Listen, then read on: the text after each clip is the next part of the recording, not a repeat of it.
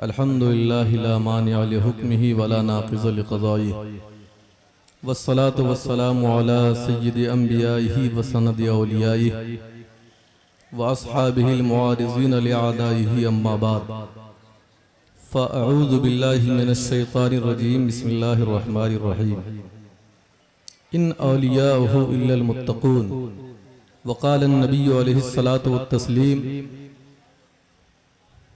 طلب العلم فریضۃ علی کل مسلم ومسلمہ صدق اللہ العلی العظیم وصدق رسولہ النبی الامین الکریم ونحن علی ذلک لمن الشاہدین والشاکرین والحمد للہ رب العالمین۔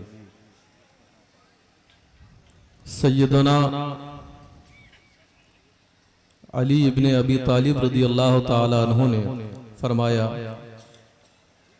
لیس الجمال باسواب تزیننا ان الجمال جمال العلم والادب لیس الیتیم الذی قد مات والدہ بل الیتیم یتیم العلم والادب۔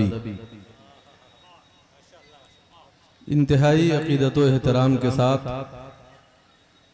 صاحب الاولاق جناب احمد مجتبی محمد مصطفیٰ صلی اللہ علیہ وسلم کی بارگاہ اقدس میں ہدیہ درود پاک پیش کرنے کی سعادتیں حاصل کریں۔ اللہم صلی علی سیدنا شفیعنا مولانا محمد بارک وسلم صلاۃ و سلام علیک یا رسول اللہ صلی اللہ تعالی علیہ وسلم۔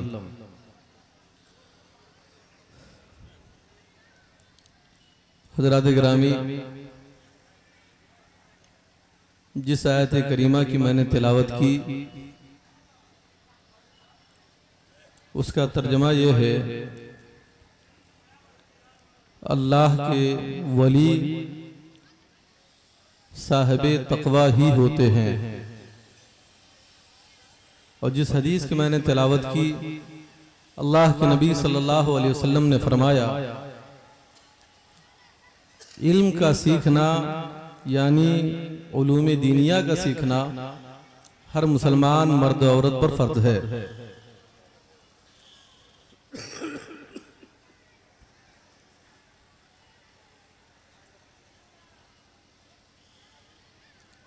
انبیاء کرام کی ایک مقدس جماعت کو اللہ رب العزت نے بندوں کی ہدایت کے لیے مبعوث فرمایا۔ ایک لمبا سلسلہ حضرت آدم سے لے کر حضور صلی اللہ علیہ وسلم تک چلا۔ نبیوں کی بعثت کس لیے ہوتی ہے؟ تاکہ انسان کی جبین نیاز اگر خم ہو تو صرف ایک اللہ کی بارگاہ میں خم ہو۔ انسان کا سجدہ اگر آوارہ ہو رہا ہوتا ہے تو اس سجدے کو ایک مرکز عطا کرنے کے لیے اللہ اپنے نبیوں کو بھیجتا ہے۔ نبی کا کام یہ ہوتا ہے کہ گم گشتگان راہ کو صراط مستقیم کا اجالا عطا کرتا ہے۔ نبی کی بعثت اس لیے ہوتی ہے کہ وہ نبی بھٹکتی ہوئی انسانیت کو ایک راستے پر لا دیتا ہے۔ نبی کی بعثت اس لیے ہوتی ہے کہ انسان اگر کفر و شرک، بے حیائی اور منکرات کے دلدل میں پھنسا ہوا ہو تو وہاں سے نکال کر صراط مستقیم کے شاہراہ پر وہ نبی لے جایا کرتا ہے۔ حضرت آدم سے لے کر حضور صلی اللہ علیہ وسلم تک انبیاء کرام اور مرسلین اعظام کا ایک مقدس قافلہ آیا۔ برائی بڑھتی گئی، انبیاء آتے گئے، معبودان باطل میں اضافہ ہوتا گیا، اللہ رب العزت نبیوں کو بھیجتا رہا۔ لیکن ایک ایسا مقام آتا ہے جہاں پر اللہ نے فرما دیا اے نبی ہم نے آپ کے سر پر ایسا تاج رکھا ہے کہ آپ کے بعد اب کوئی نبی پیدا نہیں ہوگا۔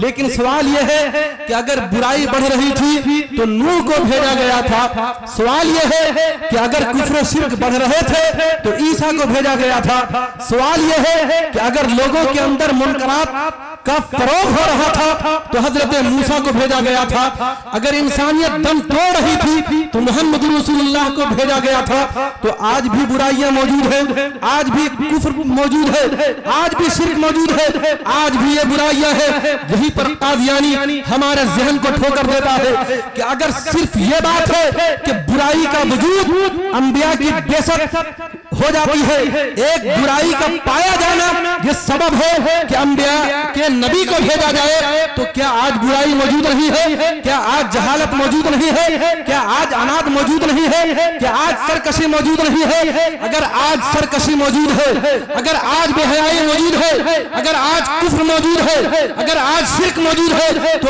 آج بھی کسی نبی کو بھیجا جانا چاہیے تھا۔ اور اس کے بعد اس نے قادیانی کے لیے نبوت کا ایک جواز تراشا تھا، لیکن ہمارے سامنے رسول اللہ کی زندگی ہے۔ آپ نے فرما دیا تھا کہ میرے بعد کوئی نبی نہیں آئے گا، میرے بعد کوئی رسول پیدا نہیں ہوگا، لیکن ہاں میرے وارثین ضرور پیدا ہوں گے۔ اور فرمایا تھا العلماء ورثۃ الانبیاء، یہ علماء کی جماعت کیا ہے؟ کیا تم انہیں مسجد کا صرف امام تصور کر رہے ہو؟ کیا تم صرف انہیں خانقاہ کا صوفی تصور کر رہے ہو؟ کیا تم انہیں مسند تدریس کا مدرس تصور کر رہے ہو؟ نہیں، اگر یہ مسند تدریس پر بیٹھا ہوا ہوتا ہے تو تمہیں صفہ کی یاد دلا رہا ہوتا ہے، اگر یہ مسجد میں تقریر کر رہا ہوتا ہے تو یہ مسجد نبوی کی یاد دلا رہا ہوتا ہے، اگر یہ تبلیغ کے لیے نکل رہا ہوتا ہے تو محمد رسول اللہ کی یاد دلا رہا ہوتا ہے۔ گویا نبوت کا سلسلہ تو رک گیا ہے، رسالت کا سلسلہ تو رک گیا ہے، لیکن نبوت اور نبی کے وارثین ہر دور میں پیدا ہوتے رہیں گے، اور یہی علماء ہے، آج یہی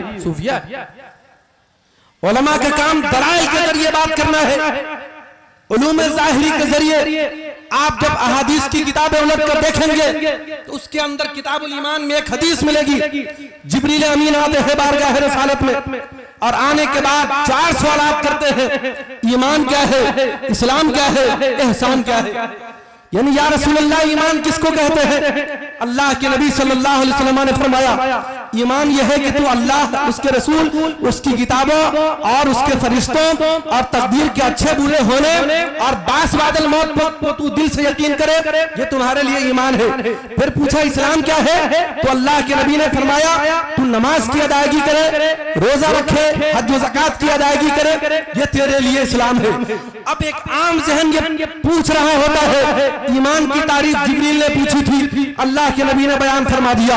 احسان کی تعریف جبریل امین نے پوچھی تھی، اللہ کے نبی نے بیان فرما دیا۔ لیکن ایک سوال اور جبریل نے کیا تھا، مل احسان یا رسول اللہ، یا رسول اللہ یہ احسان کیا ہے؟ تو آپ نے فرمایا ان تعبد اللہ کأنک تراہ فإن لم تکن تراہ فإنہ یراک۔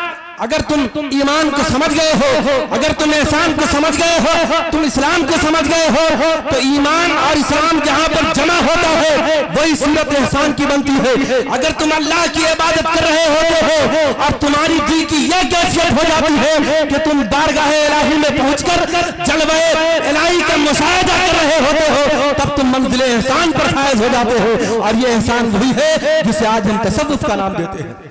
گویا شریعت جو اللہ رب العزت نے نازل فرمائی، شریعت کیا ہے؟ سارے راستہ کو بولا جاتا ہے۔ اللہ نے جو راستہ ہے مسلمانوں کے لیے بیان فرمایا، اے مسلمانوں تم جب زندگی کا سفر طے کرو گے تو تمہارے لیے یہ چیزیں حلال کر دی گئی ہیں، تمہارے لیے چیزیں یہ حرام کر دی گئی ہیں۔ تو یہ جب تک انسان ان چیزوں کو کرتا رہتا ہے وہ شریعت پر چلتا رہتا ہے، لیکن جب اس کی عبادت اس مقام پر پہنچ جاتی ہے کہ وہ انسان مسجد میں رہتا ہے لیکن وہ بارگاہ الہی میں پہنچ جاتا ہے تو وہ انسان اپنے وقت کا ولی ہو جائے۔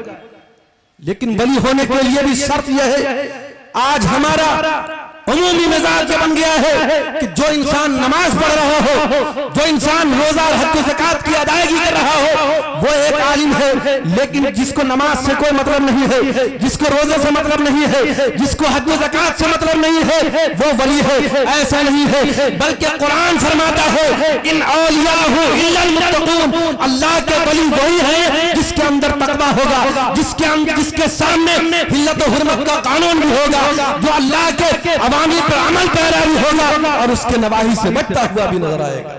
السلام علیکم۔